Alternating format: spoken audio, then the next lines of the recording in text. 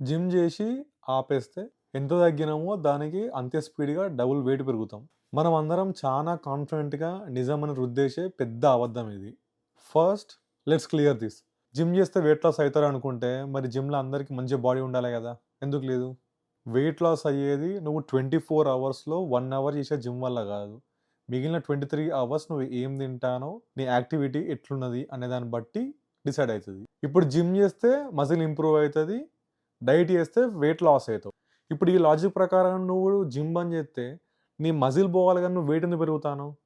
అంటే నువ్వు జిమ్‌తో పాటు డైటింగ్ కూడా ఇడిచిపెడతానవు. ఇష్టం ఉన్నట్టు తిని వెయిట్ పెరుగుతానవు. కానీ బ్లేమ్ మాత్రం జిమ్ ఒక్కదాన్నే చేస్తానవు నువ్వు. అంత క్లియర్‌గానే ఉన్నది. నువ్వు జిమ్ బంద్ చేసి, డైట్ బంద్ చేసి ఒక జిమ్‌నే బ్లేమ్ చేస్తే ఎట్లా? నువ్వే ఆలోచించుకో. నువ్వు జిమ్ బంద్ చేసిన తర్వాత డబుల్ వెయిట్ గెయిన్ అయ్యేది నువ్వు డైట్ మిస్ చేయడం వల్ల. జిమ్ వల్ల కాదు. అంతే. రేపు కలుద్దాం. బాయ్.